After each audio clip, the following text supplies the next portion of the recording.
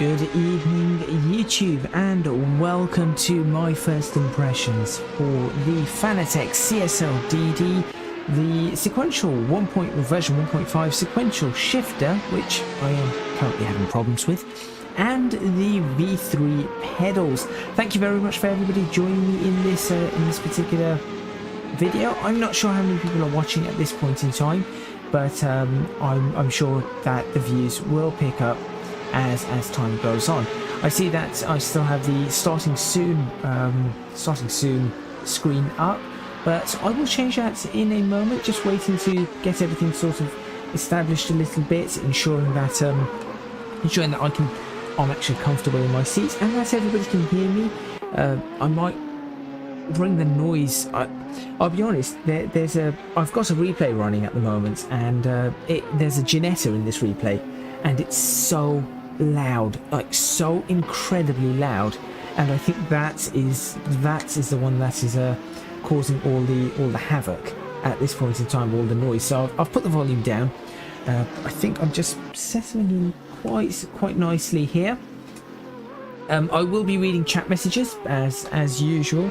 I might only be able to read them on the straight, but I will try my very best to read and answer as many as I can, including the ones that I've had previously. So I might as well get started, and let's jump in and see what we have. So let me jump out of this.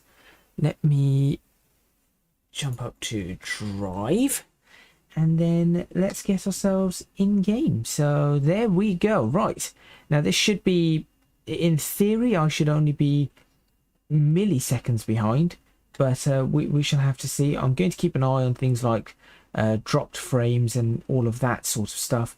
Everything looks okay to me at the moment. I think everything seems to be running absolutely fine, but if you do see dropped frames or you notice some problems, please do just let me know, and I'll try my best to resolve them, including any voice problems or anything like that. I am actually using a compressor and a noise active noise cancellation on the Streamlabs OBS, so maybe that will give us a little bit more in the way of clear speech. Now, with regards to the CSL DD, before I actually jump into driving it and seeing what it's all about, this of course is going to be my first impressions. I set it up yesterday. I've not done anything more than 5 laps or so with it, just making sure that it works, and I've only actually used it in Assetto Corsa thus far.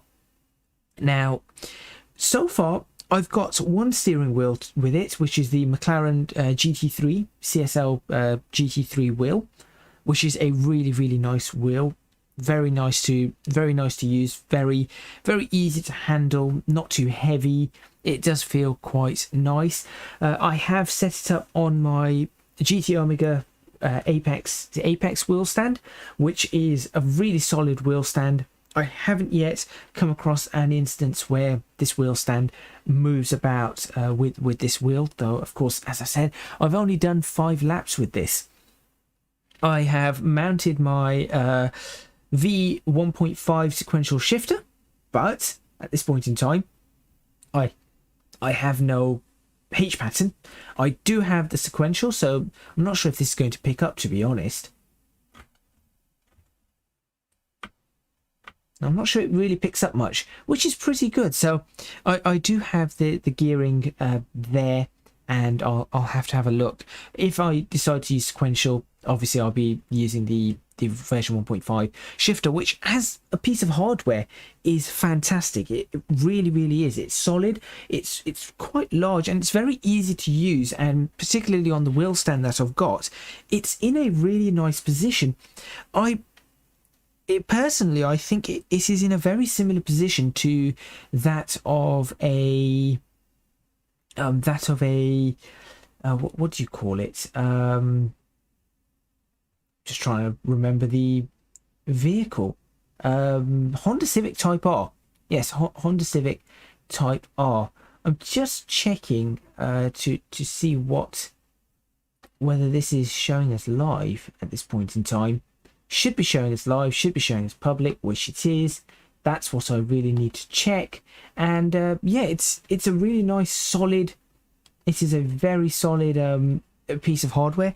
Just seems to be, I don't know if there's a software problem or a hardware problem inside with the potentiometer. As somebody mentioned earlier in the chat before I even started, someone said exactly same hardware, can't get the shifter to work as it doesn't calibrate through the USB and wheelbase. I'm having the very same problem with that, and I actually spoke to somebody else who actually says pedals are not showing up. So I'm not sure what exactly the issue is at this point in time, but there does seem to be an issue, and I have contacted Fanatec and given them all of my information, every bit of testing that I have done, and told them, look, this is what I found. Is this something that you can fix? Because obviously it needs to be fixed. I haven't yet added anything to my brake pedals. I know I've got the what's it, the extra pack, I've forgotten what it's called, the performance booster kit. No, that's for the CSL. For the brakes, where you put in different silicon pieces, I cannot even remember what it's called. They're just the extension kit for that, not the damper. I haven't yet put that on. I want to just get a feel for this car as it is, sorry, for this simulator rig as it is, and then I shall make adjustments depending on how I feel and what I want to particularly do with it. Aside from that, I don't think there's much else to say. So what I'm going to do is I'm just going to pick a car to start with. I'm going to pick a McLaren GT3 car, and I'm just going to take it out for a drive on a track that I am very well acquainted with, which is the Nordschleife. So let me just set that up. And McLaren 650S 23, which is my own. Countries, Germany, Nordschleife. And there we go. I will grab that nice and early in the morning, just leaving things fairly default for me. And I'm just going to begin by driving on the Nordschleife, and let's see what this car feels like with a CSL DD wheel, 8 newton meters of maximum force. I have everything set up as best as I can, as best as I know. I'll bring that volume up. Let's see how. That's perhaps perhaps just a little loud. I'll bring that down just a smidge. There we go. Okay. If that's still too loud, please do let me know.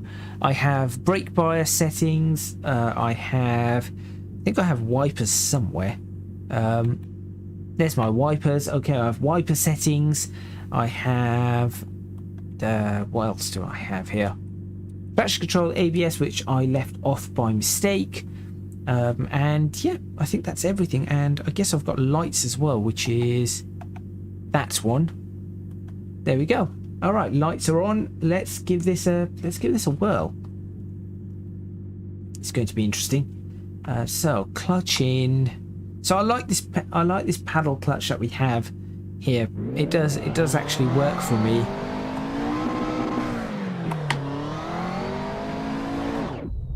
Although I'm not very good at it, as you can see, but it is something that I will be learning and giving a go and trying out. So let's begin with the Fanatec CSL DD and what I feel on this particular wheel. Now, first off, just taking it across some grass here. I will be doing some proper laps in a moment. I'm just getting used to it a little. One of the things that I find is that it's so smooth. It is so smooth, but as you can see, I've got to get used to this force. The force on this new wheel is insane.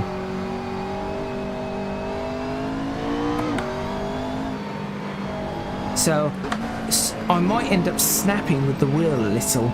as I'm not used to what is essentially 4 times the force of what I had a couple of days ago. This is more like a real car. In fact, it's very much like a real car. Hello.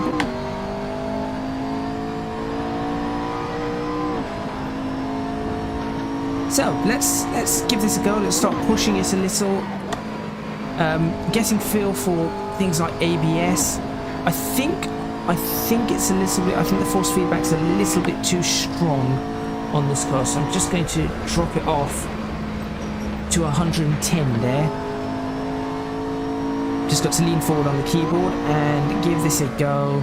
I'm just watching the force feedback meter on the Sidekick app, which, by the way, is a fantastic app. I've had it for years, and it is one of the best apps I have ever encountered.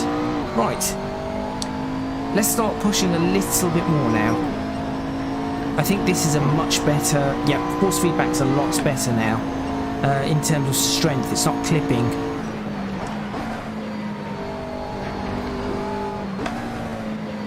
So one of the things I'm already noticing, and you may end up hearing this in my voice as the stream goes on, I'm having to put effort in for this. I'm actually having to put effort in. Compared to a G27, this is a lot more force. It is more... Well, I mean, it's the wheel, the steering wheel is the exact steering wheel you're seeing in front of you in the sim. It's the exact same steering wheel I've got. Dimensions are identical. It is a McLaren, I think it's a McLaren, what do you call it, officially licensed McLaren product. Same sorts of buttons, everything. But of course, the difference here is how much of a feel do I get? How real is this? And I'll be honest, I think that this is pretty real.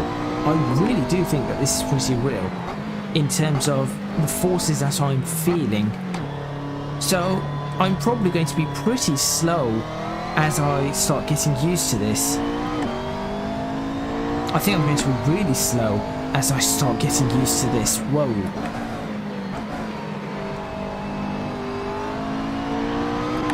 Also, I think I might be using the wrong post-processing filter because this looks a little too dark for me. So I might change the post-processing filter in a moment or so. But for now, CSL DD, immediately I can say that the track is like a new track. It really feels like a brand new track, as though I've never raced. I've never driven a lap of the Nordschleife in my life. The amount of detail that I'm feeling on this track, suddenly, for example, that the bumps are alive. And the other thing is, as you saw there, I can catch things. I can do a pretty good job of it, I think. I've never been able to catch a car going off at that corner if I hit the bump. I wouldn't know what to do. But in this, with the CSL DD, there's enough, I'm getting enough feedback to tell me what the car is doing, even there, that I'm not struggling as such to catch the car, which is just pretty good, I think. Game of GTR, thank you. I appreciate that. I mean, ideally, I shouldn't have. As I said, I'm still getting used to. I mean, this is making me look like a total amateur, to be honest. It's making me look like I don't know the Nordschleife at all. But I promise you, I have done hundreds and hundreds, if not thousands, of laps on this actual on the Nordschleife. Stop it! You're selling me on the DD. Well, okay. So in terms of the DD. Let me talk a little bit more about it and things that I'm going to perhaps go into more depth when I do a proper review instead of first impressions. One thing that I'm going to say is that I do not think that the DD is going to be suitable for... The CSL DD is not going to be suitable for all titles, so it really depends on the titles that you use. So for example, Assetto Corsa, yes. I've not played Assetto Corsa Competizione or iRacing or anything like that, but I'm already saying I'm fairly certain it's going to be a yes, that a CSL DD, particularly with the 8 Newton meters, is going to be a fantastic product for it, provided you can afford the price. And well, I'm not saving that one. Sorry, I wasn't saving that. For the price, it is a really, really good product. But there are other choices where I think maybe the CSL DD is not going to be worth it, and this is something I'm going to test. For example, Euro Truck Simulator. I think if somebody plays Euro Truck Simulator more than anything, I don't think a CSL DD is going to be any good for them. I think they're perfectly fine with a Logitech or a Thrustmaster T300 or one of the Logitech offerings. They're cheaper and they will do everything you need them to do. For something like Kartcraft, which I will also be testing, I will be testing Kartcraft. Kartcraft is another title. Now, the 8 Newton meters here is really strong. It is. I think that if I was to go any higher than this, up to 10, I wouldn't want any more. I wouldn't want any more than 10 Newton meters.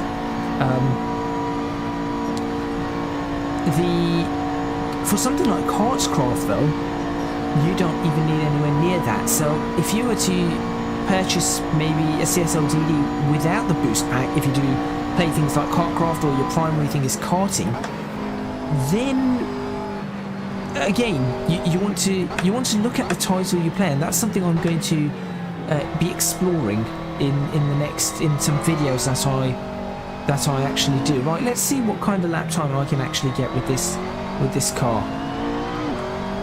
And that's the kind of thing that I'm going to be looking at. So yes, for Assetto Corsa, wow, I didn't know the Nordschleife had all of this feel to it. I really didn't. It is an incredible feeling, and it feels like I'm driving on a totally new track, like completely and utterly new track. And I think that those people who have DDs, they really have an advantage when it comes to understanding where to place the car. That's not to say that you can't get a fast lap time with a G27, G29, T300, etc. You can get a fast lap time with them. I just think that this will be a lot faster, and in terms of immersion, this is way better. You cycle AC, R-Factor 2, ACC, and so I don't actually know what R3E is. Is that race room? I actually don't know that one. This is something I'm interested in getting if it is race room. Oh yeah, evenly. If you use it on a truck sim, yeah. Race room, yeah, okay. Yes, exactly. There isn't enough detail in Euro Truck Sim's force feedback system. Now, I am of course going to test it. It'll probably be October by the time I test it, though. I need to get a round wheel. You cannot play Truck Sim with a McLaren GT3 wheel. That's going to be ridiculous. Yes, I did hear about the overhaul of the FFB.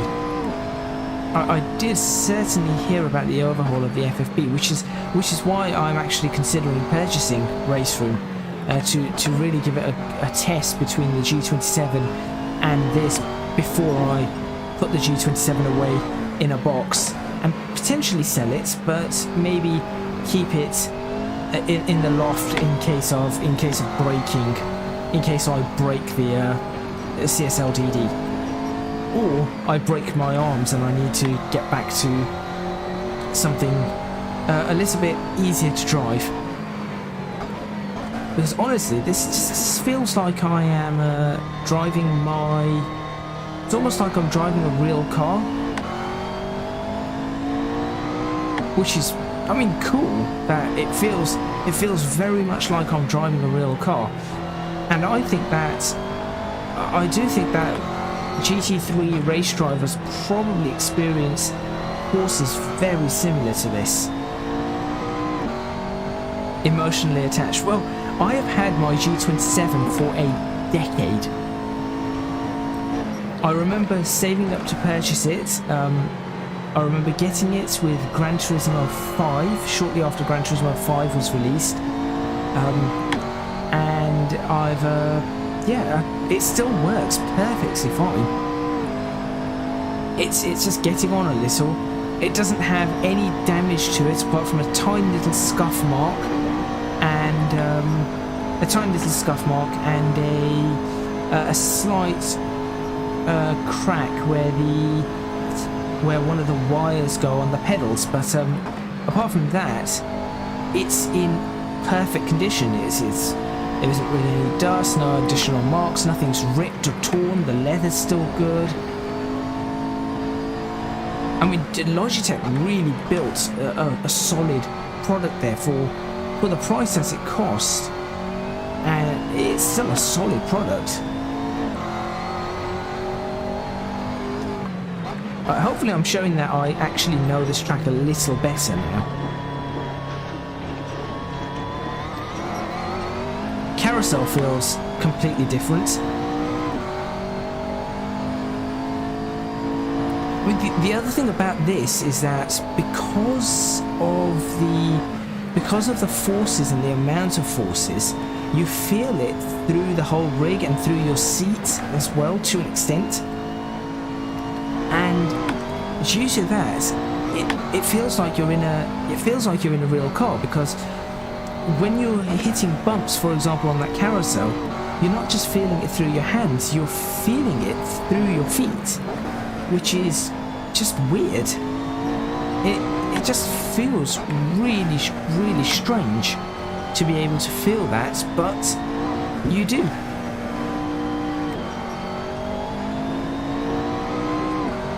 And as you can see, I'm really starting to get used to the CSL DD now, and understanding what it's trying to tell me and what I'm feeling. It's still pretty heavy, I will say that.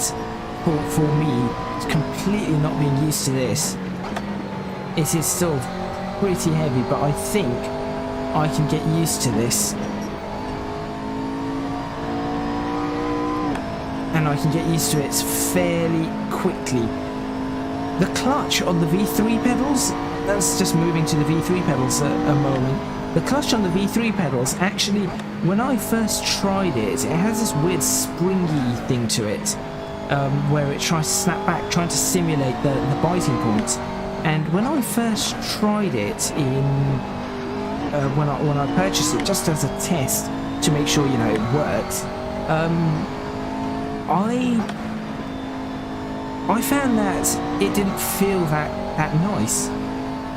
But after having pressed it a few times and also having upgraded my own car's clutch, I find that they've done a really good job trying to simulate a real car.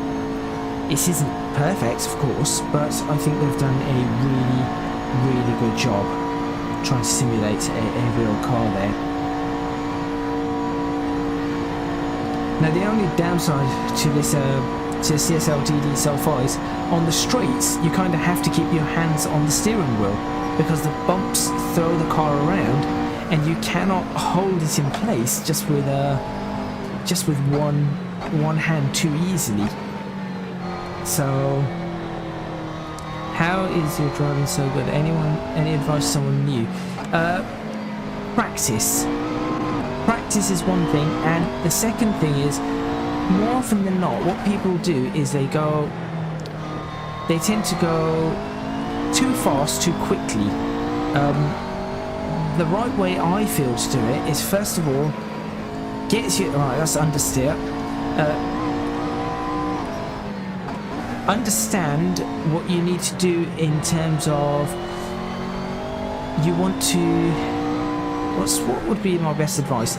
Learn the lines. Find a slower car. That's a good start. Start with a slower car. Learn the lines of the track you wish to race on. It doesn't matter if you're going fast. the idea is you want to, just like Formula 1 drivers, they track walk. Now, I know quite famously Fernando Alonso didn't like track walking, and then this year he tried it, and he found that as soon as he started track walking, he was far more comfortable with the car, with the track, and he was getting really good results, so he's continued track walking. But if you're looking to, improve yourself, start with a slower car. Learn the lines of your track. Learn what the fastest way around the track is. For example, here, you see, the whole getting the apex, late apexes right, or whatever it is. Once you've learned that, start speeding up and practicing. And sometimes people like going to different cars and different tracks. In my opinion, it's much easier to just go one car, one track, and really start learning the track and the car. And then if you know your car, pick that same car and use it on a different track. Don't pick a new car for another track. The reason being is that then you have to learn a new car and a new track, and you'd much rather just learn one. And then once you've, mastered a track, then you can perhaps play around with different cars, which is something I'm going to do now, actually.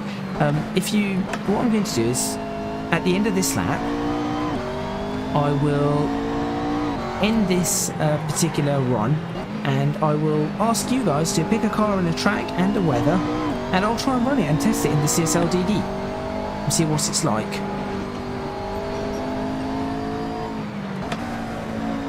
Also, I don't know how many viewers I have because I cannot actually see that.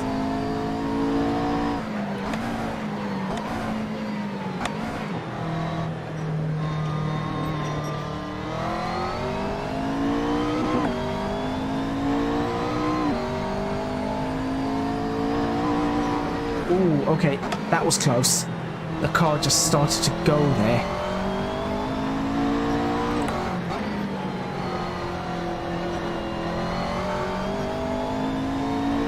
And without a doubt, you do need a proper steering wheel. I think if you want to really do good driving on a simulation, get a proper steering wheel. It doesn't have to be a CSL DD like I'm testing here. A Logitech, just a nice Logitech. It's something you can save up for.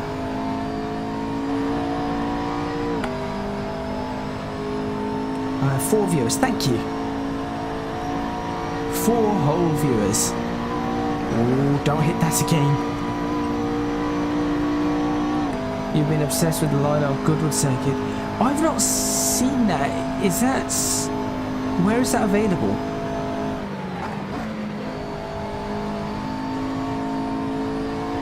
Like the G29 is great. It's a good starting. Nobody has to spend £1,000 on equipment. Nobody has to spend £2,000 on equipment. Nobody has to spend £3,000 on equipment. Sometimes people are mistaken that new equipment means you automatically go faster. That is not the case. The more expensive the equipment does not mean you're going to go faster automatically. It means that you're going to be more immersed and perhaps you can be more consistent. That is where I think things will change. Yes, it will make you faster, but if you're slow to start with, this isn't going to make you super fast. So you start with something like a G29. As I said, I've had a G27 for a decade, and I've raced in Gran Turismo 5 on it, I've raced in Gran Turismo 6 on it, I've done R Factor with it, I've done Assetto Corsa Competizione, I've done Dirt Rally, I have an entire Dirt Rally series, I've done Dirt Rally 2.0, Euro Truck Simulator, Kartcraft, what else have I done in there? I think there's 1 or 2 titles I'm missing. I've done all these titles in a G27 that dates back to 2011. It's absolutely perfect. So you start with the G29, you use it for 3, 4, 5 years. You earn your money, you get used to it, and when you start feeling like you want to move up and you've got the money to move up and get a better system.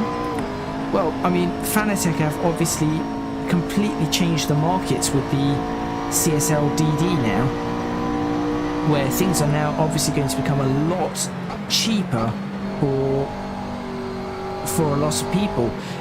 Nobody would have thought that a few, 6 months ago.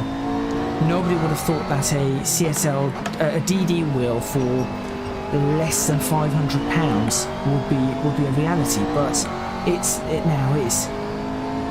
So you can then move into something like this. But certainly a G29, as much as I'm reviewing this CSL here, Logitech products are amazing. They're cheap and they're just really, really good to get started. Came across it by accident. 2 ticks. Alright, I'll check it out later, Lee. Because then I've got to download and install it and everything. If you just send it to me on Discord, because it might delete it here, I don't know. Okay. I think that's not a bad run for my first attempt on the Nordschleife in one of these cars. In the GT car with this with this steering wheel. Alright. 7 minutes 07, that's not too bad.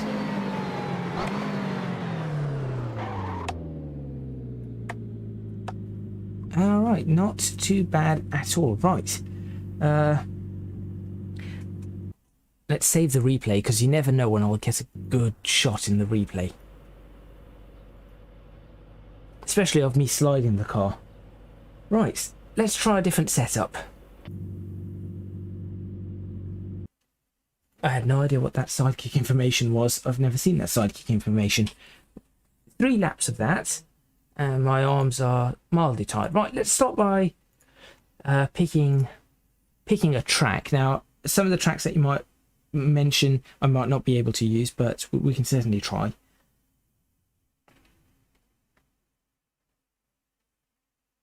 Rightio, got it there.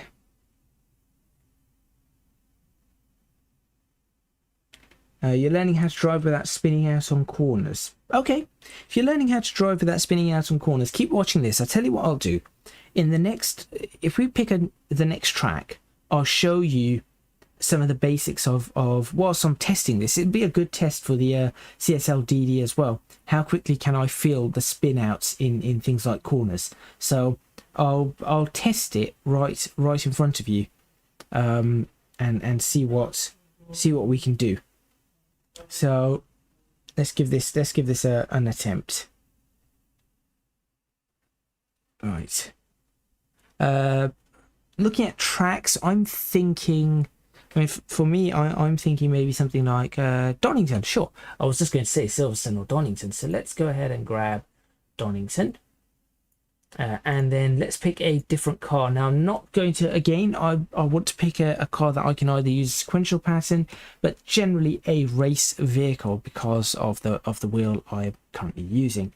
So I'm thinking here, perhaps, let's have a look. None of those.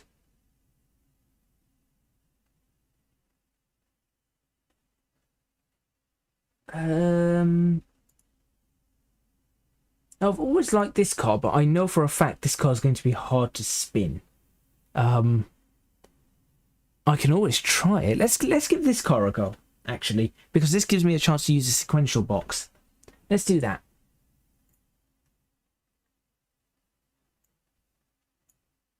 There we go.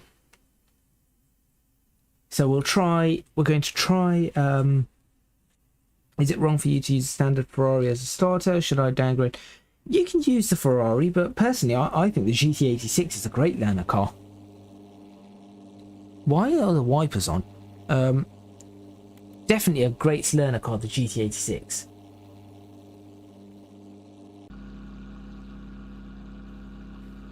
Right. Let's make sure the wipers are off there. Lights are on. 7 in now. Lovely. Right, let's give this a go. Sequential box is working nicely. It feels really good. Really sturdy. Wheel seems to be moving quite nicely. Okay. Oh, and I wanted to change the post-processing filter, didn't I? So let me put that back in neutral. And ensure... Oh, it is on immersive natural. I'm just a little bit confused as to why... That's way too bright.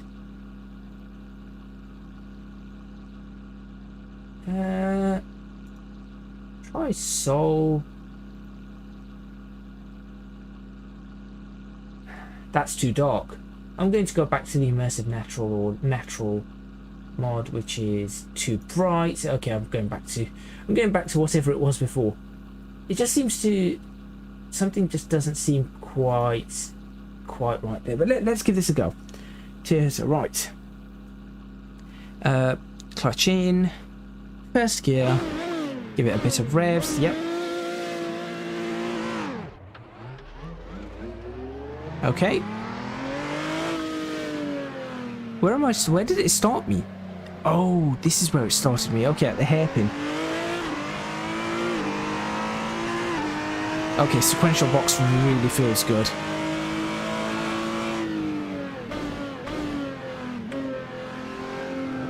Okay, this is nice. Right, so if you want to watch my lines whilst I'm driving, this car's a little bit loud though, so I'm just going to turn down the volume a smidge so you guys can hear me. If you just want to watch the lines I take, whoa, okay, I wouldn't have been able to catch that in the G27. Okay, so you can slide this car. So the idea behind this is obviously slow in, fast out. That's one of the main things. So you slow into a corner, fast out, and you'll see that I try to, as I'm learning the track, use all of the width of the road possible. So you don't want to, for example, just be sitting here in the middle of a road all the time. So this, for example, is wrong. Just driving like this, and then let's say I'm coming up to this corner here. Driving like that is wrong. First of all, I missed the braking point because I'm a bit of a klutz. But just driving in the middle is wrong. So you want to drive, you know, you want to get yourself into a position where you can use as much of the road as possible, like so. That was pretty good. Not that fast, but I'm not used to. First of all, I'm not used to this car, or sequential boxes, or this track. It's been such a long time since I played Donington not so long ago. Why am I not getting this right today? It could be the car. But I remember reviewing this car a long time ago and I really liked it. Again, I can feel all these tiny little bumps, which is great to feel. This corner's very, very easy to slide out on, but the difference is now with the CSL DD, I can feel the car understeering very easily, very quickly. It's not a case of I'm just trying to guess where it's sliding. I actually feel like I know where the car's sliding. Wow, that bump, I definitely felt that. Let's see if I can get this corner right this time. So it's a matter of I'm not pressing the brakes hard enough. This is now me getting used to the V3 pedals. I think I need to be pressing the brakes a lot harder than I am. So, like that. Oh, that's still missed the corner. Brakes.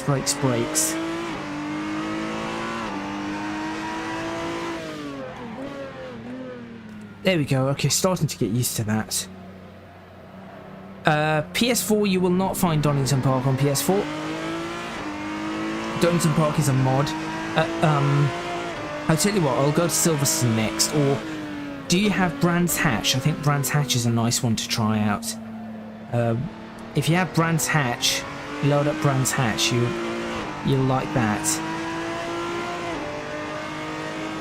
So again, nice forces being felt here. Whoa. I actually, so what happened there is that I hit the brakes and I think my rear wheels must have locked and just sent the car sideways, and my whole wheel snapped to the side. Again, not something I'd feel in the G27. I've got to remember which way to adjust gears as well. That's up. That's down. Yeah, I'm really liking the feeling of this, but it also tells me that it takes a lot of effort. That's something I've definitely learnt about this particular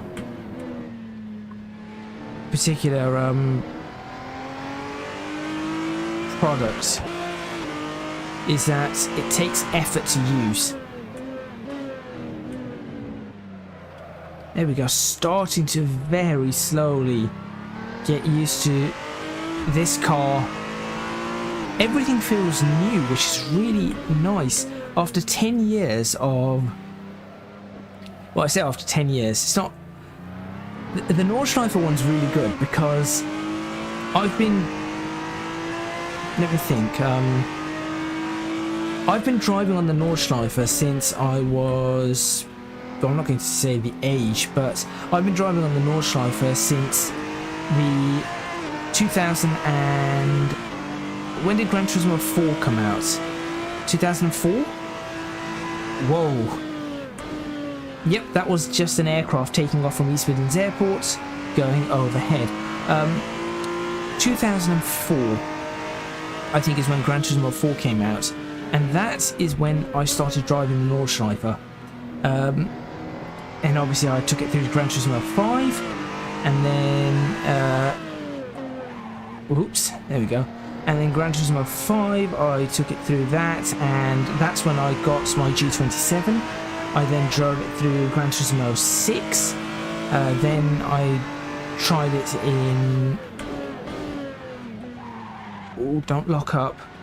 Tried it in Assetto Corsa when the Dream Pack came out, which was 2014? Maybe 2014, 2015, and I've been driving it ever since. So after all these years, to move on to a new wheel and feel like I've never driven that track in my life before, despite everything being completely familiar, is quite an interesting feeling. It's quite an interesting situation to be in. And in fact, it seems to be the same with every track. Like, for example, I know this track really well, but I didn't know it had these sorts of bumps. I didn't know that right here there's a little bump as it drops down. Now I can see it, but I didn't know what it felt like. Now I do.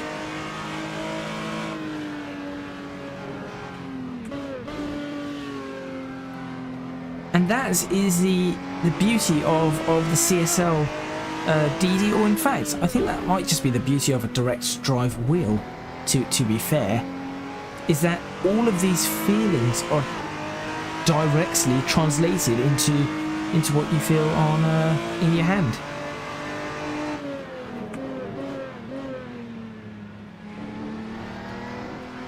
Now, I can feel myself going off the rumble strip into the green and then back onto the rumble strip,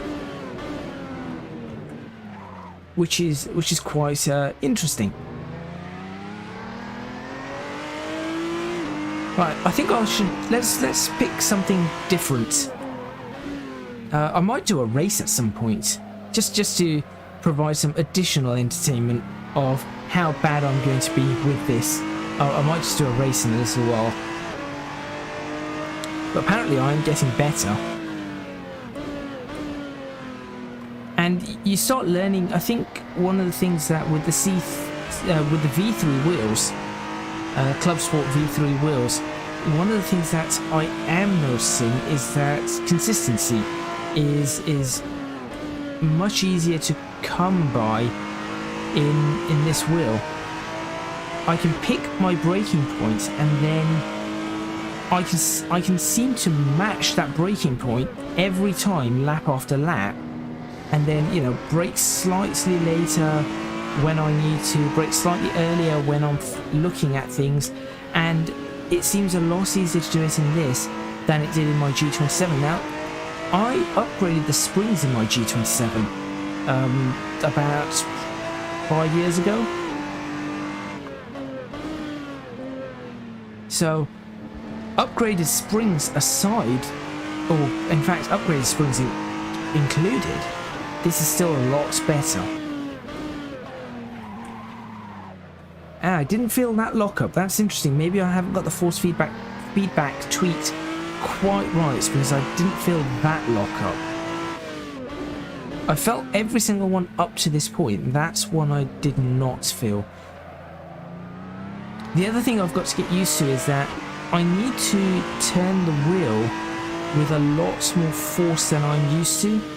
So let's quit that now. So the problem I'm having here is that coming from a G27, the force that I need to turn a G27 around for a specific amount is not a lot.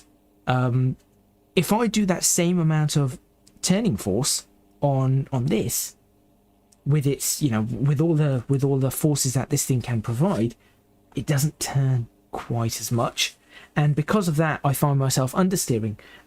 Not because the car's understeering, it's literally my, I'm going to say something really stupid, it's my brain understeering. Because that is what it feels like. It feels like my brain's going, no, turn this much. This is how much force needs to be in it, because I've got muscle memory for all these cars over many, many, many years. And then you turn and it just doesn't do it. And your brain's just thinking, wait a minute, that's not right. It's not supposed to do that. So that's one of the problems I'm having. Let's pick another track.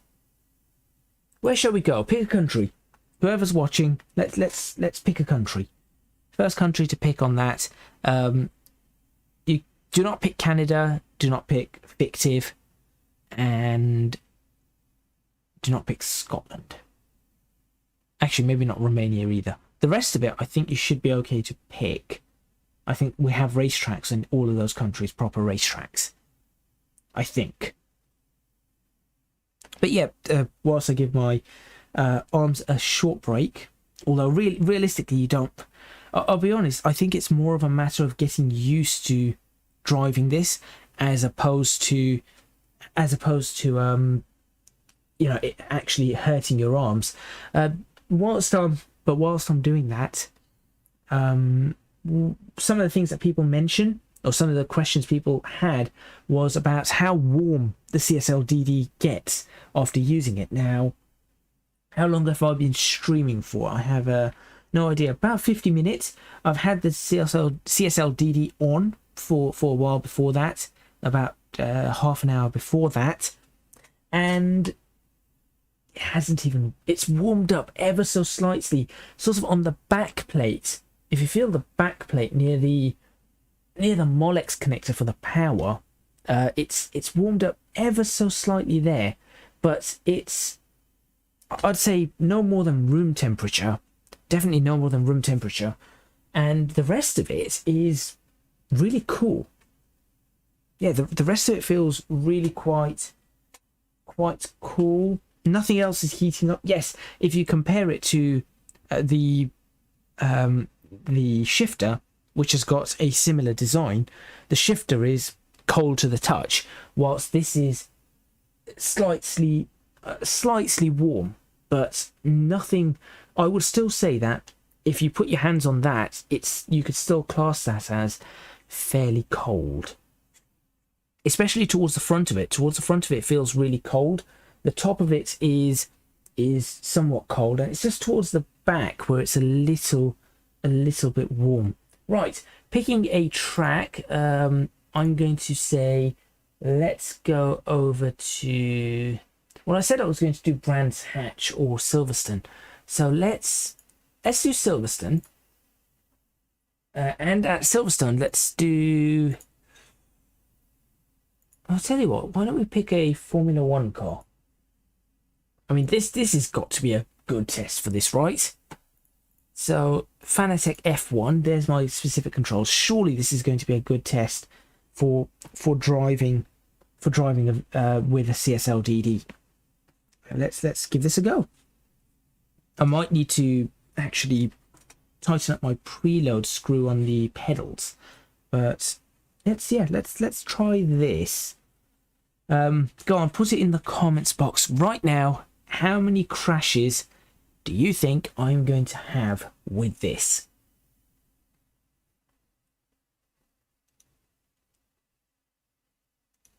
And I think the more important question is, can I beat a 131? Oh, that RS was a really poor mod. That RS was a really, really poor mod. I do not recommend that mod. Doesn't feel like an RS at all. Doesn't feel like a Focus whatsoever. Right.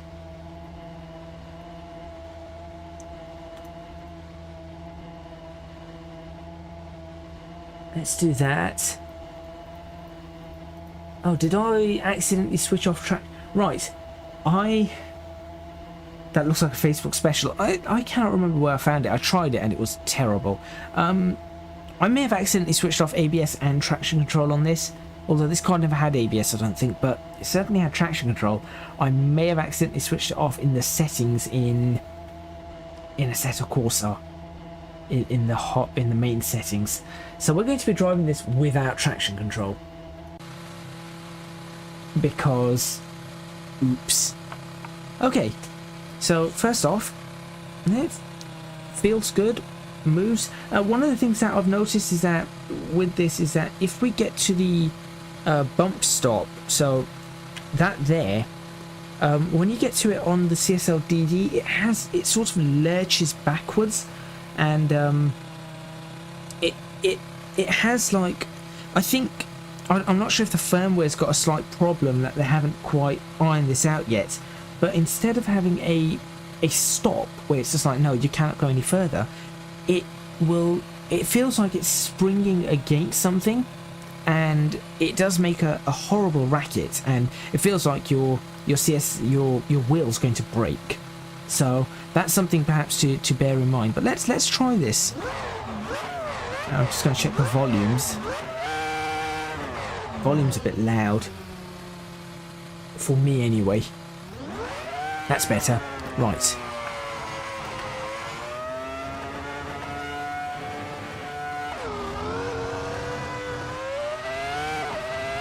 And I actually did a race start.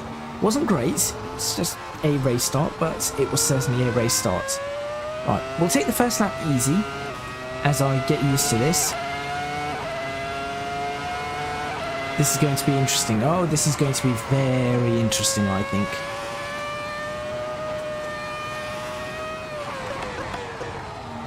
Okay, feels all right. The forces are quite high. I can feel the bumps really well. Okay. Silverstone's a fairly flat circuit, so it shouldn't be too horrific.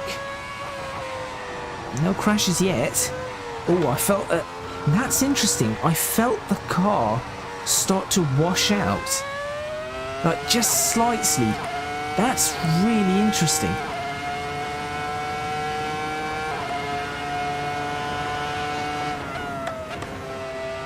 Yes, I know I'm going far slower than I should be, but...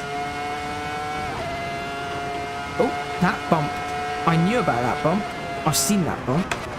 I didn't know it was that violent, though. Okay. Concentration is required, that's for sure.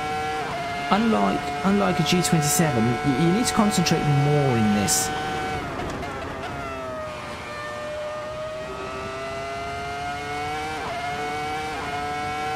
So far, no crashes. And this is where I feel like I think at this at the chicane, Vale chicane, that's where I think I could gain a lot of time by being more precise on brakes. Alright, let's start pushing this a little.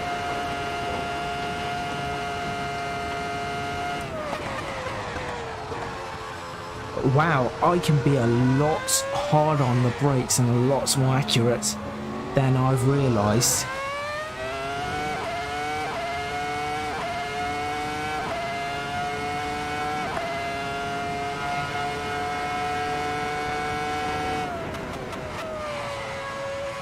Okay, this car's not doing too badly with that traction control on. Obviously, it still has the noise for traction control for some reason, but there we go.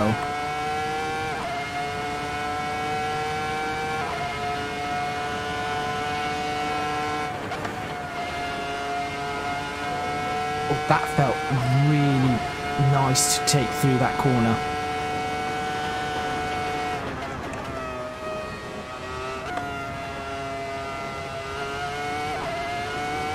Okay, this might actually be... This feels really good with this wheel. This should be fourth, I think. This feels really, really good with this wheel.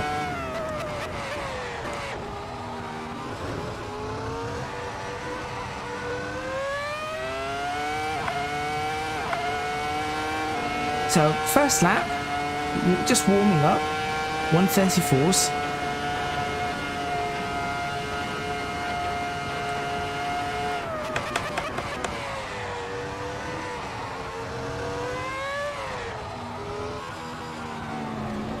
Oh, don't touch that.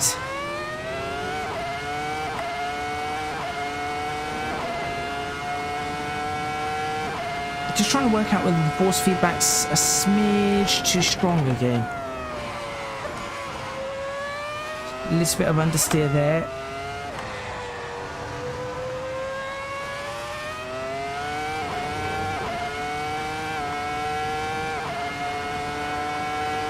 But overall, just the feel of this is... It feels like I'm driving, like I'm actually having to put force in to drive this sort of vehicle, which is as it should be, I think.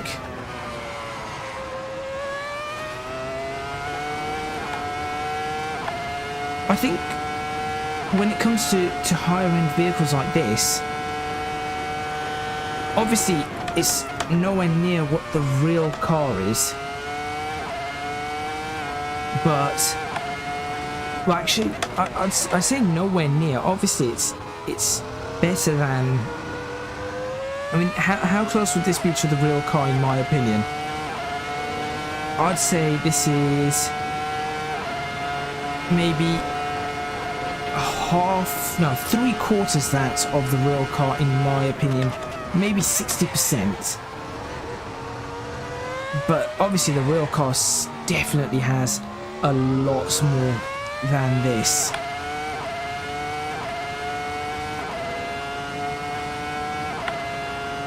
So far no real crashes, which is good.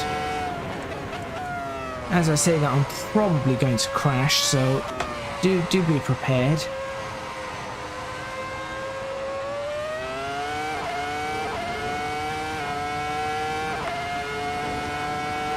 Now this is feeling really nice.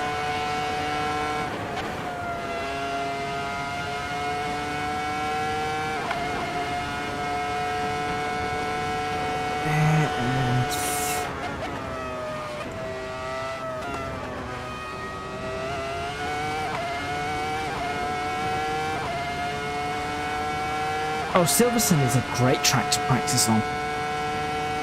It's not that it won't give you everything though. That's the one thing about Silverstone you've got to be aware of. It will not give you everything because it's quite a flat track and fast, free-flowing track.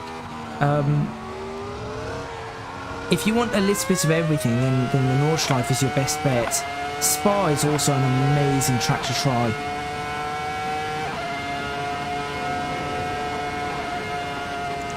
I'm actually having to put force in here to drive this car. That is amazing.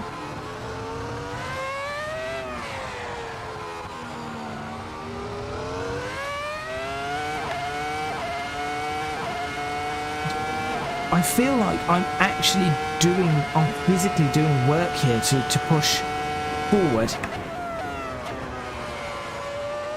which is something I've not felt in the sim ever before. Why did I go to first gear? I don't know. I've never had this feeling in a sim before, the feeling of actually doing work to make something go well.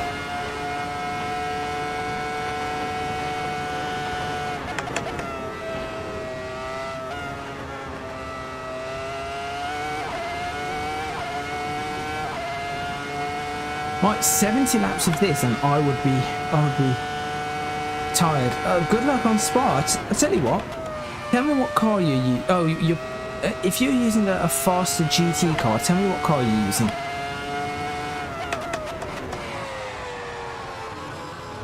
And let's see. Let's do a little bit of a. I can then give you a bit of a target to aim for. Lurking for a bit as you haven't. That's fine. Lurk away. Enjoy your meeting. I take it you're working late then.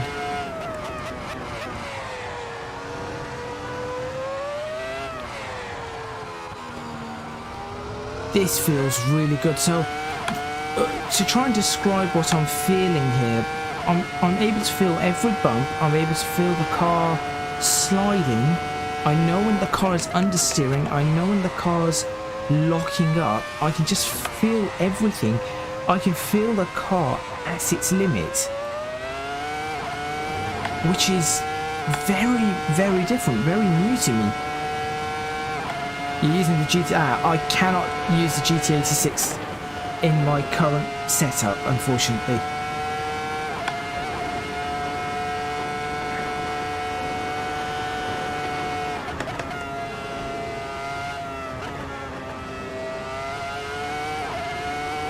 But I know what this car's doing. I know exactly what this car's doing. It's incredible.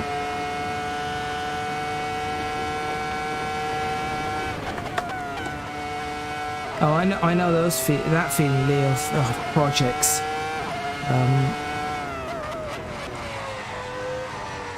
Oh, I overcooked that. That's poor.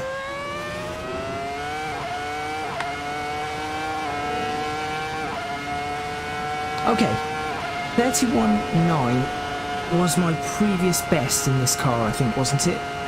Was it a 39? I think it was a 31.9.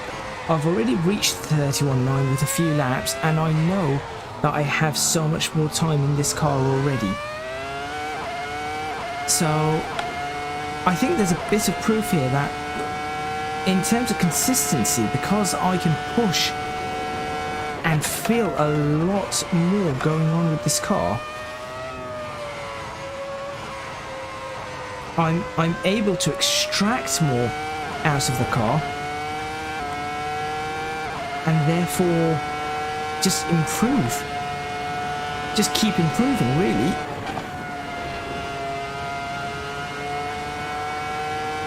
Which is, again, I think that's the benefit of a DD. It's faster to make the improvements.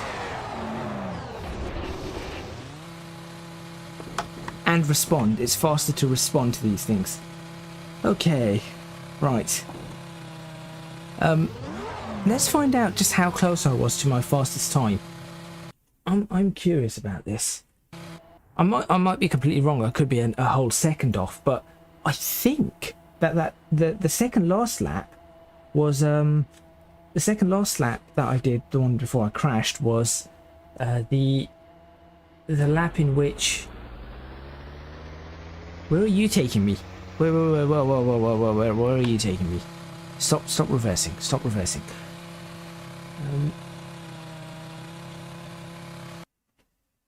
Let's see. 31. Yeah, my best. Okay, so I did a 131.9 after whatever 6 laps in this car with my new setup. So within 6 laps, I was on a 131.9. In the fastest lap I've done in this car is a 131 dead. And I can tell you now, I felt like with this wheel, I had 2 seconds in it, so I could probably improve by a whole second, maybe within another 10 laps. Just understanding. And I think the 131.0 was with traction control on. So let's pick another car and track combination to give this a DD a test. Again, I cannot use drift or anything like that at this point in time because, well, the wheel that I've got is not suitable for it. But I can certainly pick something else. So let's give it a go. Let's pick a different track. Let's go to. I'll tell you what. Let's visit Spa. Let's visit Spa, and let's pick. I mean, I guess I could try driving a car that has paddle shifts. I suppose I could try that. I'm not sure if that's going to work out too well, but I could try it. I think.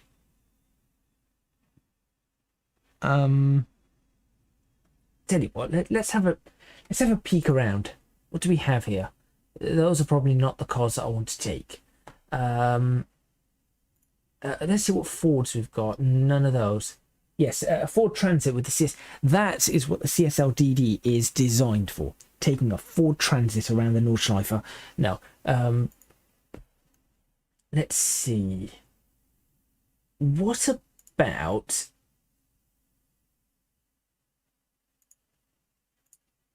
that? That around Spa would be an interesting one. I think that would be a good test because we get to try, I think, a car that's perhaps a lot more powerful than a GT3 car, but handles completely differently. And I know this car fairly well, so it would be interesting to see how it handles, particularly the compression at Eau Rouge. That would be an interesting one to see what the force feedback's like, what I'm feeling, and how heavy the steering wheel gets through the compression. So let's try that. And just because I want to change out the weather, I hope this works. Let's do that. And you know what? Let's not that. Start from the pits, and I need to change this to the GT setup. That will do. As you can see, I've not done many miles on this particular track.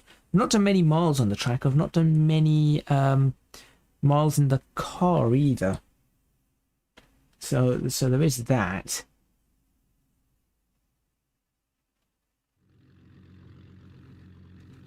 Okay, let's have a peek. Right.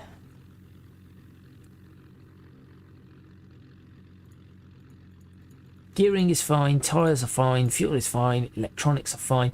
Again, traction control is off because I forgot to put it back on. It's fine. It's fine. No traction control. I'll deal with it. Right. So how does the clutch work on this one? I guess it's just a single clutch. Oh, it's got an auto clutch. That's what it has. Okay. Yes, it does. It has an auto clutch. Okay. First off, let's get a good feel for this. I actually felt a little bit of wheel spin there. As I was pulling out the box, there was a tiny amount of wheel spin, and I felt that. That's impressive.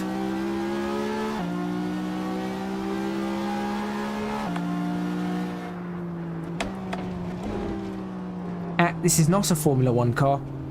Avoid that. This is not a Formula 1 car. You cannot go up that Eau Rouge at that speed. I think the compression was pretty much at the point where it would almost clip.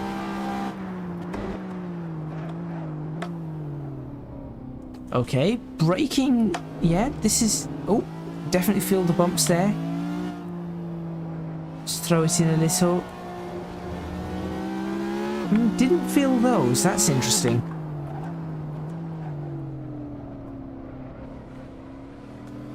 but I can certainly feel the car potentially understeering, so that's awesome. Do I feel that slide? Yes, I do. I do feel the slide. That's pretty good. How about hard on the brakes? Do I feel any? Yep, I feel a lockup as well. Okay, I'm liking this. Loads up nicely through the corner, pretty heavy. I think I could probably get away with another 3-4% on the force feedback. I cannot see any clipping yet. But so far, my experience with the CSL DD has been incredibly positive. The issues that I'm having at the moment mostly seem to be with the firmware tool, the Fanatec firmware manager and their control panel. Before I started, I had the control panel up and I just tried to load into a race, and it was just lagging my system so badly.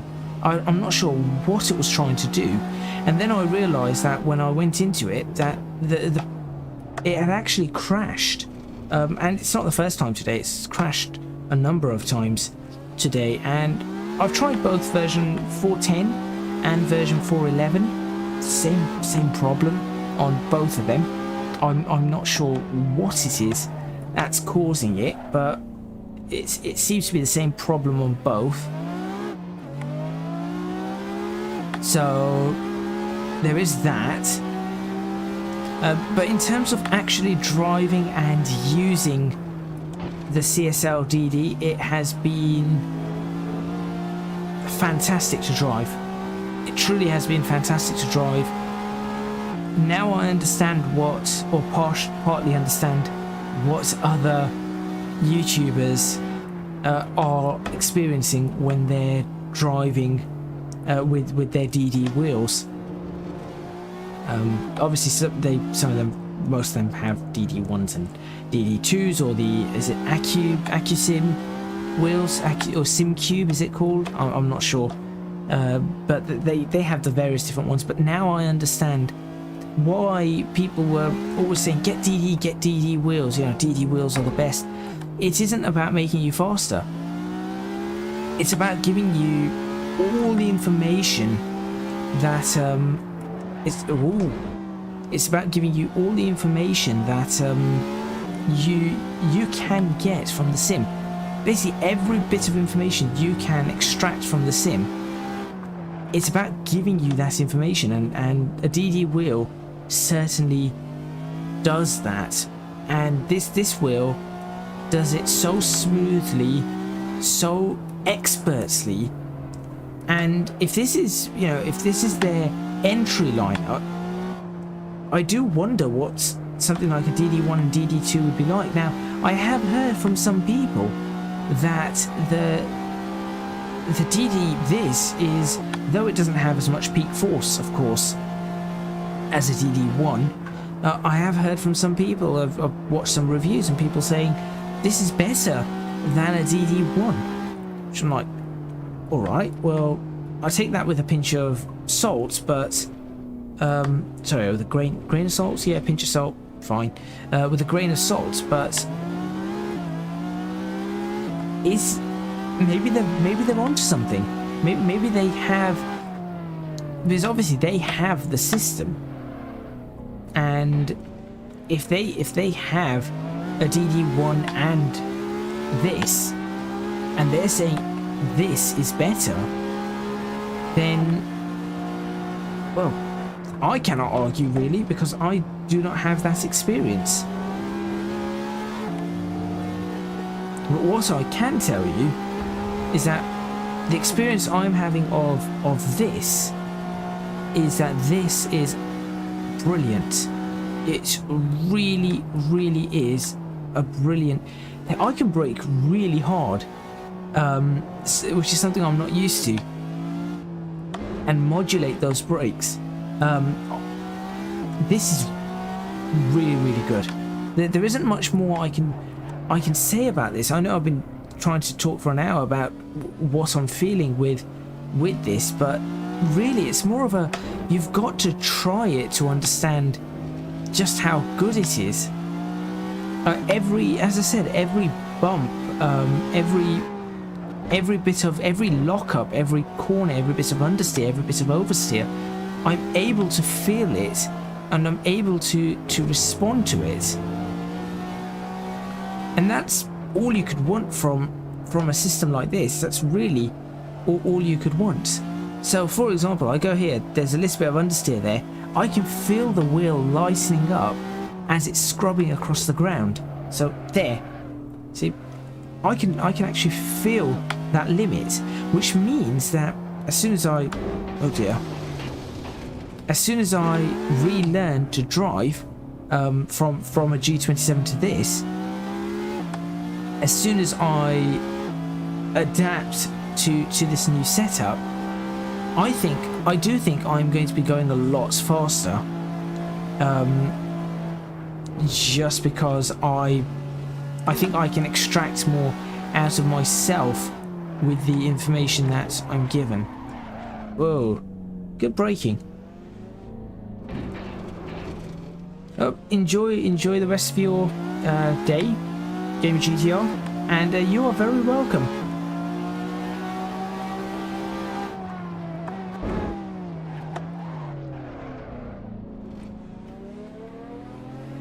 Yeah, this is really good, very good. Top quality work from Fanatec. I'm trying to think of any criticisms I can come up with for this particular product, the CSL DD. In fact, let me just come up with criticisms all around. At the moment, because of the firmware issues, I cannot really make much of a criticism on the shifter. To be honest, I really like the shifter. It's just that I cannot seem to use said shifter. If I could use said shifter, that would be great. But I cannot seem to actually use the shifter.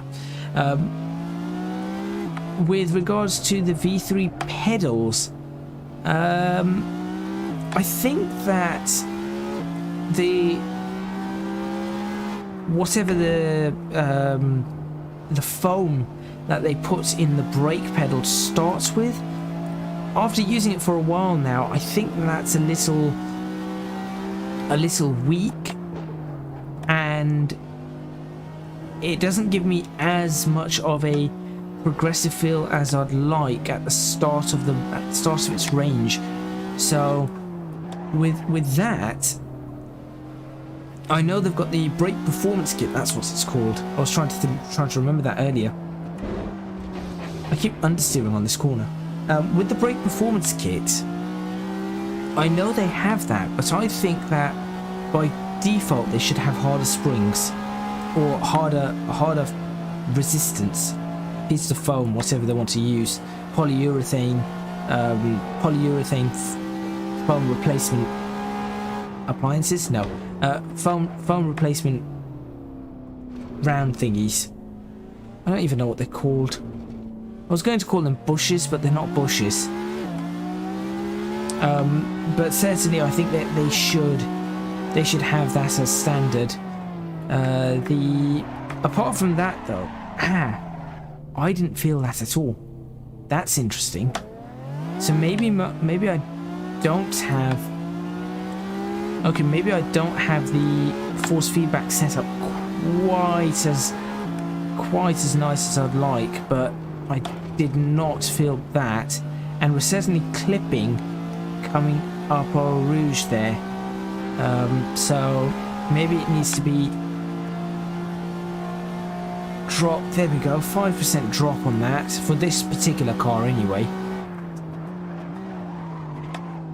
You see, I'm not feeling every single bit. Now that I felt very nicely. But the lockup, I was expecting a little bit of, shaking in the wheel if there was going to be a bit of lockup. Is you'd normally feel that lockup in the wheel, and I didn't, or at least you'd feel a pull to the side, which I didn't actually feel. So maybe that's something that I need to look into. again, of course, this is only my first day using it. So I am learning and trying to figure out what is what, and what does and does not actually work. So in terms of the actual CSL DD, the wheelbase, any criticisms? No, not really. I was looking for the, I saw there was a few reports of on the initial ones of some flexing on the wheel, and to be honest, with the quick release, to be honest, I've not. I think when I put it on, I noticed the flexing, very very minimal. But this whole time that I've been driving, it hasn't been a problem for me at all. Like, I've not, at no point have I felt this this wheel move in a manner that I felt I was losing. I'm not even sure if I could feel that. I felt that I was losing definition or losing stability because of any flex in the quick release system. So with that, I think that's probably a really good sign that there is a little bit of flex. It doesn't impact the system at all, as far as I can tell. Now, of course, you feel free to go check other reviewers far more. So here's an interesting thing. I felt the wheels lock up there, but so for some reason in Assetto Corsa, I'm getting, if I go off track and the wheels lock, hold on. I'm just gonna slam on the brakes here. Oh no, I do feel it. So if the wheels lock up for a short period of time, it seems to me that, no, I'm still trying to work this out. I'm just trying to figure this one out now. Seems, I'm not sure. I'm just trying to work out the sensation of wheels locking. Ooh, okay. Wouldn't have been able to catch that in the G27. Definitely would not have been able to catch that one. Let's try this. Let's throw the car around just a little bit more than perhaps I should be, and see what it does. Okay. No, turn. Okay, all it's doing there is gripping. That's not what I was trying to get it to do. So I might end up crashing here, but I want to try and understeer. Come on, out of this chicane should be a good one. See that, where the wheels are locking there, I guess maybe it's because every wheel isn't locking? No. I hit the bump stop there, and that's... Yeah, there's an issue. So I think there's a problem here. See, as I go around, that's fine. I'm just going to do a little bit of turning around here. So if I... No, I'm just trying to get a good feel for where I can feel where the car grips up again. Yeah, I can feel where the car grips up again, but it isn't as perhaps quite as obvious as I want. And again, just to point out, I cannot hit the maximum lock, because if I did, that happens. I don't know whether you can hear that. You may not be able to hear that, but you can probably see it on the. You can probably see it on the wheel. It's knocking back. So look, I'll turn it. There, that is maximum lock, and it just seems to be getting stuck just there, and it just seems to be the soft lock option. So let's have a look at the time. I think maybe I can do a short race before I end the video today, and give the wheelbase and the new rim and everything a bit of a better run.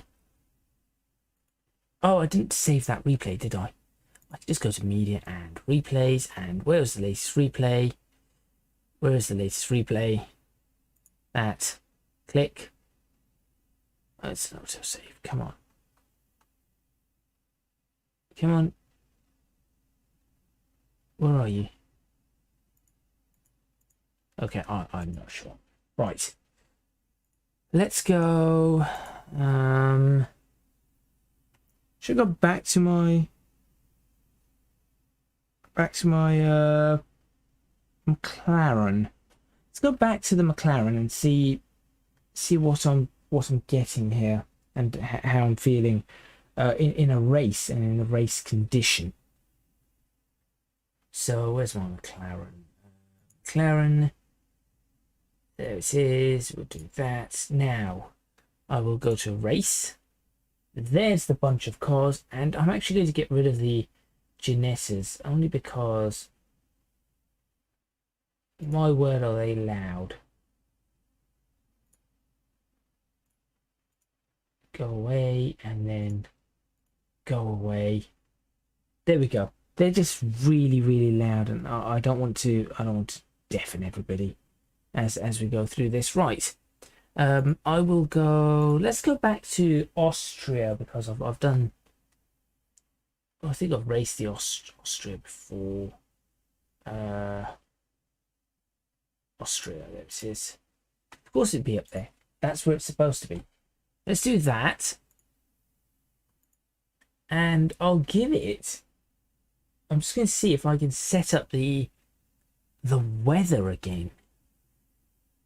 So if I can set up the weather I had last time, that might be interesting. Oh, what did I set the car settings to? Never mind. Doesn't matter. Doesn't matter at all.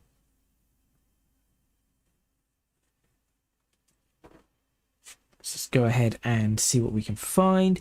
Let's go over to this. I'm not going to start the race just yet, because obviously I want to go to the weather controller.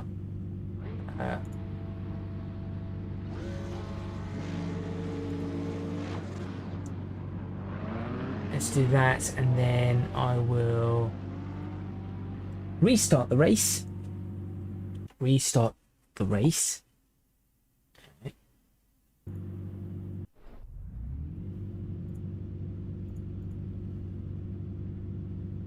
Because now,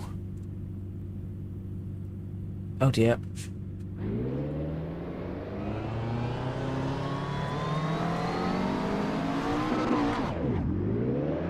well, I'm running. I'm up and running.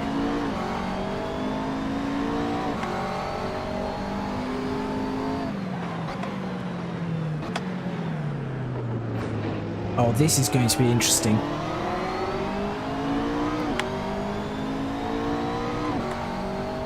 Completely new feeling of racing these people.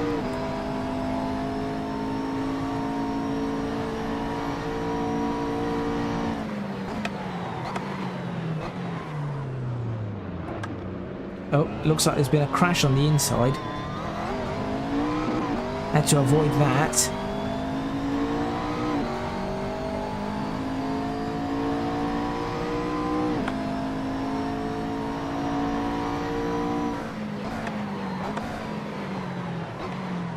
I can feel the brake lockups on this car. Right, okay. Getting used to this again. Trying to understand my brake lockups. I do hope I have the wipers mapped, or if I have the... I feel like I made the exact same mistakes a few weeks ago when I was streaming and I was driving this car, and I feel like the same mistakes that I'm making today were made then. Oh well. Time to work my way back up the field, this time in a completely different scenario.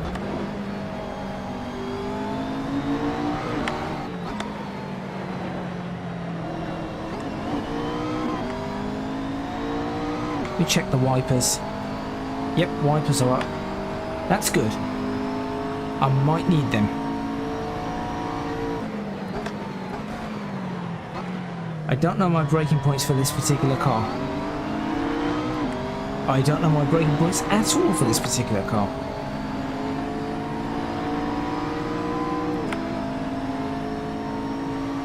Going to defend to the inside though.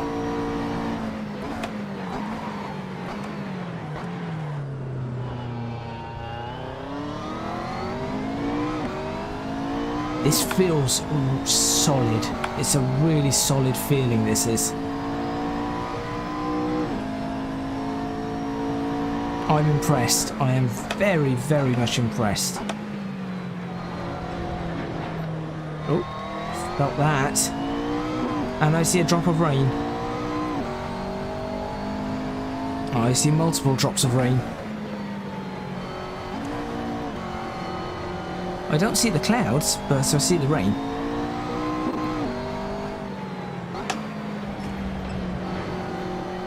I'm expecting to start losing grip very rapidly though.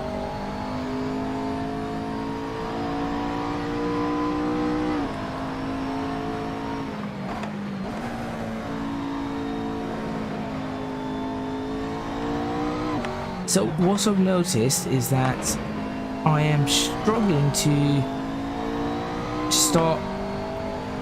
I'm struggling to get used to the feeling of a CSL DD,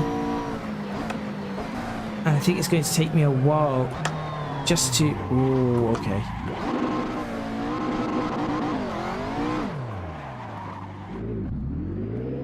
There we go. That messed up. Yeah, I think it's going to take me a while to get used to this.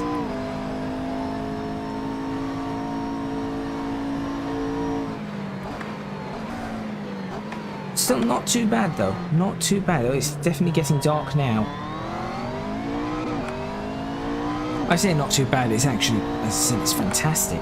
It's smooth. It's direct. Obviously, it's got a great range.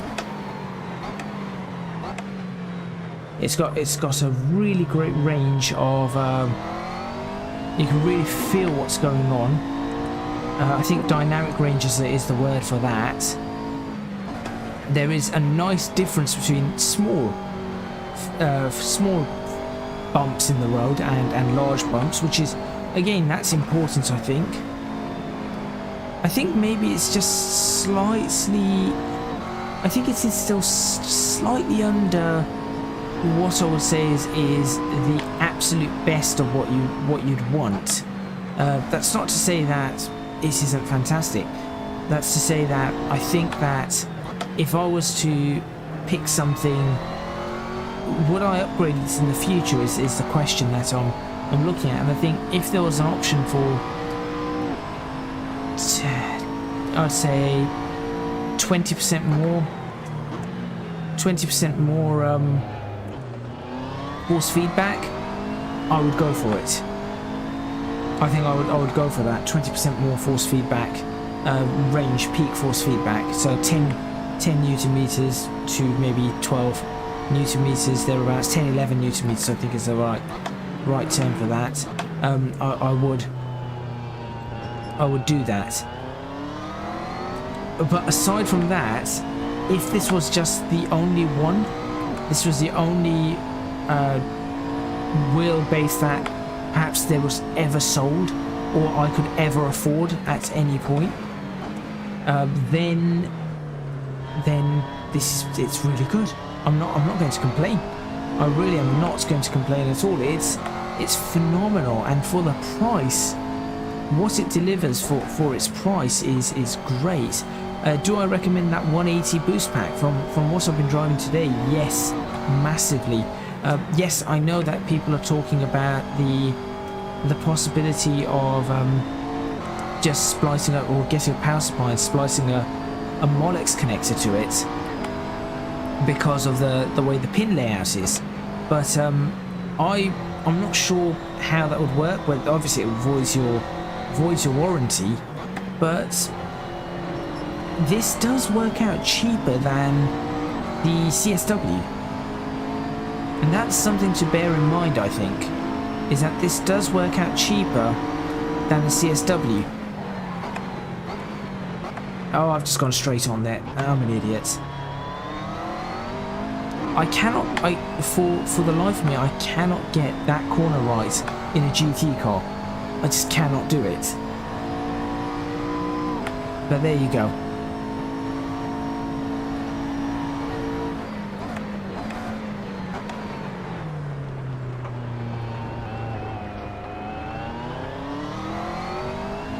Who would I recommend a CSL DD for? That's the other question. Again, I think that for beginners, this is not... I don't think this is the right thing for beginners. And the reason I say that is it's an expensive piece of kit. Yeah, it's not just CSL DD. You need to get some pedals. You need to get... Yes, they do have those new cheaper pedals, which do look fantastic. But you need to get pedals, a shifter, the wheel, as well as your wheel base. So it does add quite a lot of cost. And if you're just getting started, I'll be honest, you're better off investing in a nice computer system so that your physics are smooth. You're not having any skipping or anything like that. And you're better off investing in I think you're better off investing in a really nice seat as well. You're comfortable. You need to be comfortable whilst if you're going to be playing for hours on end, you really need to be comfortable with your driving. So you're better off investing in those, and then later on looking at something like this. It's very difficult to see now.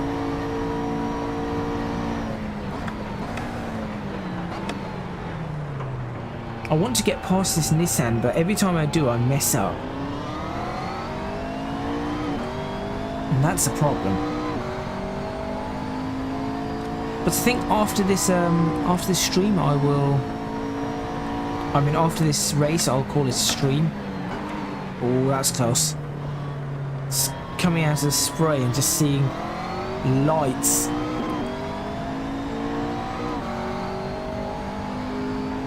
Yeah, I'm definitely not pushing at anywhere near 100% here because I'm trying to get past this Nissan, who's really held me up. Of course, it's my own fault for sliding off after I'd overtaken him. Oh, this is going to be nothing but bad. I'm going to back off a little. I cannot see, so.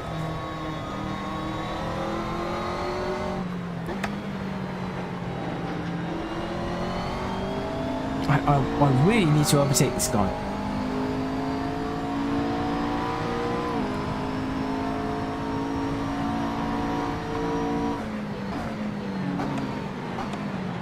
There we go. Oh no, he just went right round the outside. Okay, that's lined me up though, because I've got him off. He just has the acceleration on me. And so I have him off the line, but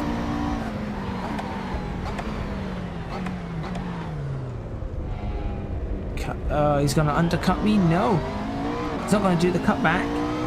There we go. I needed to make that move. I needed to block him off there. Okay. Now for me to immediately spin. And that's that little thing that I'm talking about where... So, I hit the lock and the car started... Okay, where am I stuck? So I hit the lock there, and the car started to... It started to do this weird... I don't know, it just started behaving weirdly. Okay, so that's something I've got to be careful of. I cannot just lock the wheel like I used to. That's fine. To be honest, I really don't even want to finish this particular race. I think I've proved what I needed to prove on it. And yeah, things are clearing up already.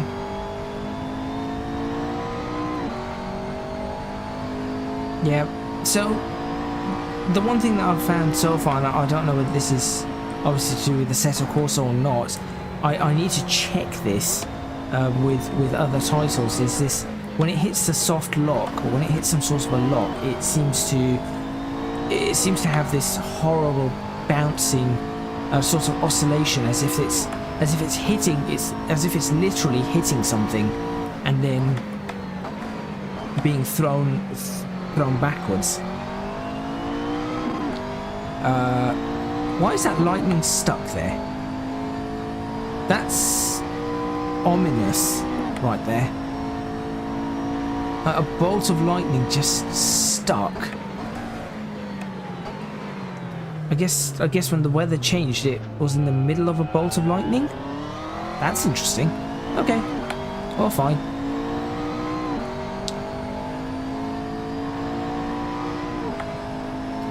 So I think what I'm going to do now is I'm going to well, I'll quit this race because I'm not actually having to race anybody.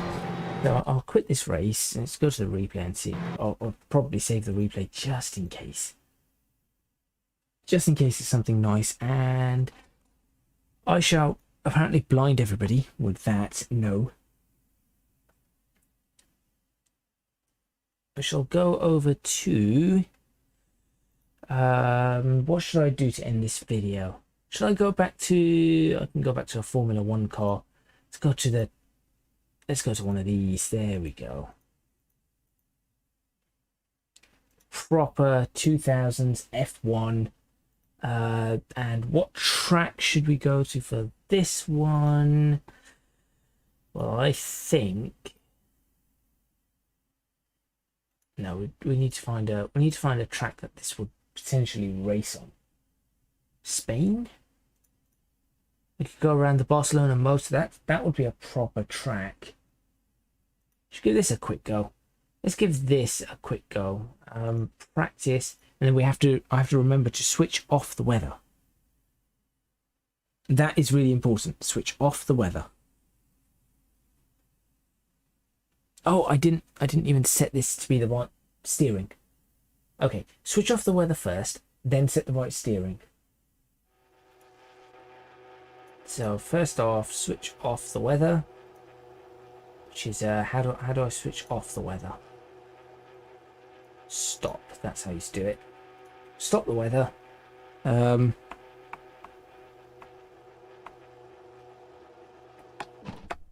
well, it has. Oh, well, apparently it's picked up the steering anyway, so that's fine. All right, let's give this a quick go to finish off.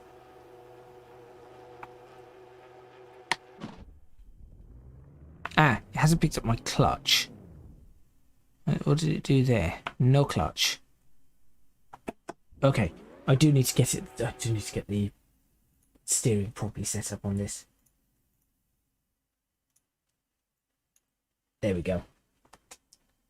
Something to remember. I think everybody has to do it for. If you're going to set up any title, you need to do this sort of thing. But here we go. Let's try now. And now we've got steering. Now we've got the clutch.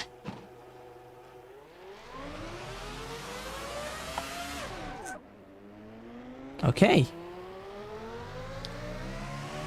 So, to finish this off, because just why not?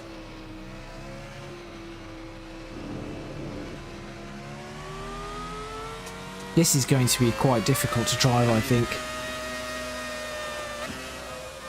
Old 2000s Formula 1 car.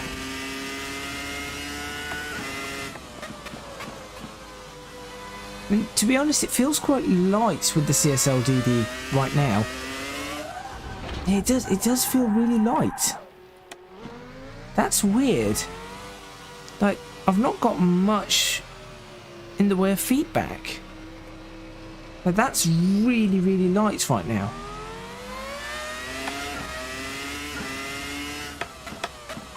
Okay, maybe going over the bumps I can feel that. Maybe I need to add to this because it doesn't feel... I'm not really feeling much on this.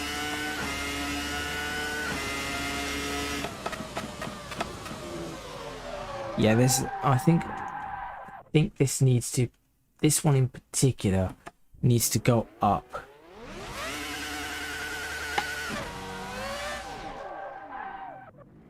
Yeah, let's try now. No, still... Maybe it's just this car, because the rest of the cars all felt really good, but this doesn't. Oh, I've just got to get used to it, that's all.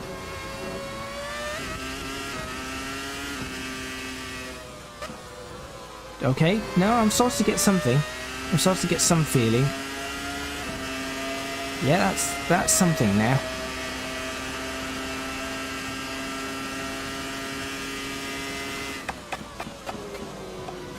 I cannot remember if these cars were supposed to have traction control, but I certainly, once again, do not, because I keep forgetting to re-enable it in the main settings. Okay, that's a bit weightier. That's a bit better. Now I can actually... I have no idea what the braking points for this particular car are, but there you go. Should have just picked the F2004. At least I know what I'm getting with that. I mean, this is a fantastic car by RSS. Is it RSS? It's a Formula V10. Ooh, that hurt. I felt that. Okay. I felt that little bit of wheel spin too. Yeah, I'm not very good with this. Either my arms are getting a little bit tired after 2 hours, or maybe, I doubt it. They don't feel that bad. As I said, it's not a huge, it's not a massive force you're undertaking here. And of course, this car doesn't have much in the way of downforce, so I am used to, perhaps, given what I was just driving, cars with a little bit more in the way of downforce, but that's fine. I'll just keep trying, keep pushing. To end this, as I said, to end this particular stream off, and end off my first impressions, I didn't feel that. Certainly felt that. So it seems like the very flat curbs in Assetto Corsa do not have any feedback on them. Beats me. Maybe if that is the case, somebody could let me know.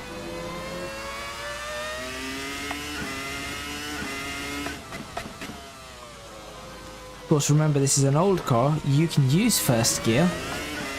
First gear is definitely used on these. I keep spinning there and I cannot feel it. That's weird. That's weird that I cannot feel that. I would expect to be able to feel the back of the car snapping, but it just goes.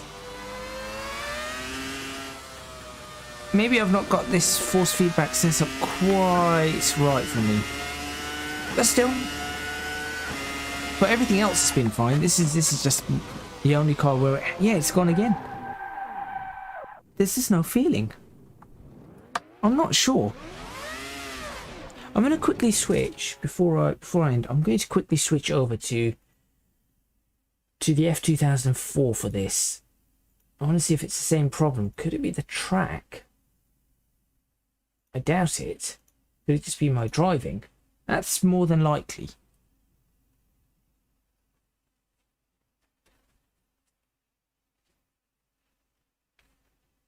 But yes, overall, just to wrap things up, overall this is a fantastic product. It really is a fantastic product.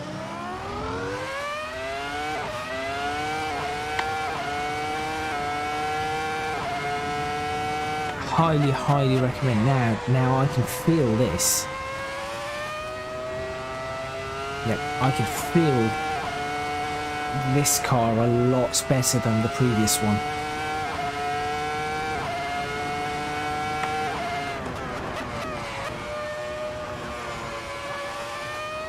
More effort needs to go into driving this one.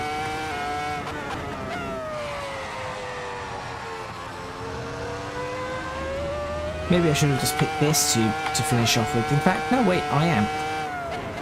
Oh, that hurt.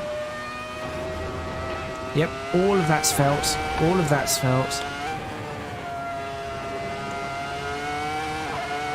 All the curves are being felt nicely. Yep, but this is working really well.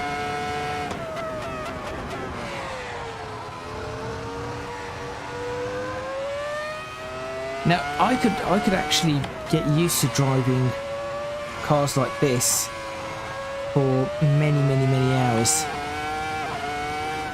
think it'd take a bit of training, but I could certainly do it.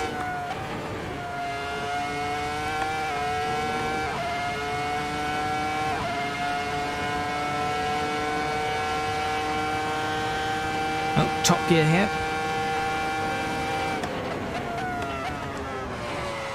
Not got that timed up properly. Not got that ratio correct. So I think that in some cases I'll be easing up on this. For road cars, perhaps I'll bring it down. But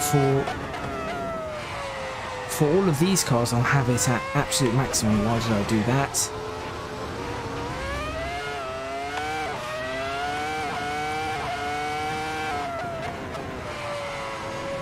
Okay.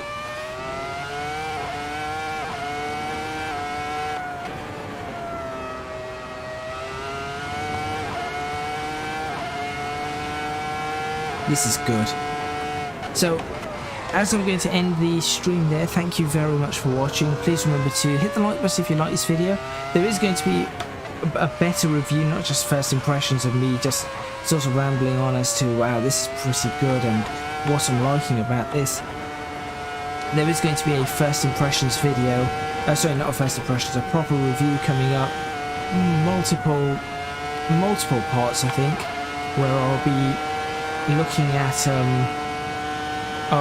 at the different aspects of this particular wheel and the set that I've got in different sims, and taking a look at whether it's worth obviously purchasing if you're looking to upgrade or even purchase new. Again, my personal opinion is purchasing new, as in if you're new to the world of simulation and you're getting used to it. Going straight to this, maybe not the right thing unless maybe you do karting or something otherwise.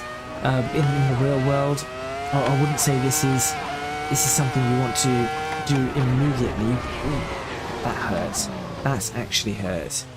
I wouldn't say this is something you want to do immediately. I would say that it depends on what you're trying to obviously achieve, and there are some titles where this would be better and some titles where you just do not need this. For example, as I mentioned before, Euro Truck Simulator, not something that I think personally, until I test it, of course, I will test it, I just do not think that it's going to be a necessary purchase at all for it. Well, I don't think this is a necessary purchase full stop.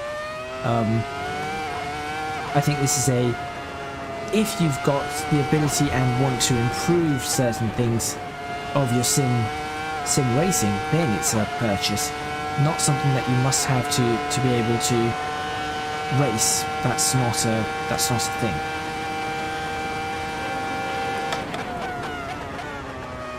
So if you can do so, please do consider supporting me on Patreon. It's actually Patreon support partially that helped purchase this. So, for example, people like Lee, who through their help has actually allowed me to save up to purchase products like these, and then hopefully use that money and the purchase that I make to make even greater quality content for yourself. So yeah, do consider supporting me on there. www.patreon.com/ecgadget. Your support would be massively appreciated. It would really, really help me out. And also, you can find me on social media at ecgadgetslp for both Twitter and Instagram. That is all from me. I think I'm just going to end it there. And I'll see you next time in Assetto Corsa. I'll be doing the whole CSL DD. At some point soon, I'll be doing a whole CSL DD review segment. But also, of course, there is the Nordschleife challenge. So just look forward to seeing that. Shall I do one more lap? Let's try and make a really good lap out of this. Let's do just one more lap and see what I can do. And then I shall end.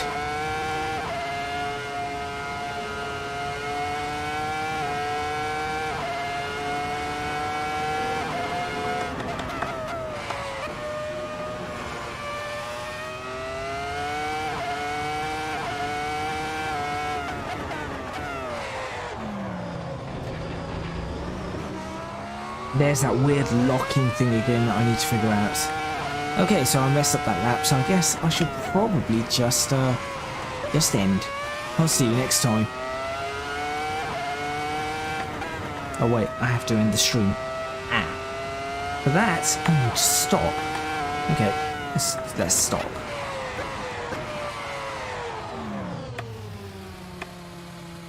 There we go. I'll see you next time.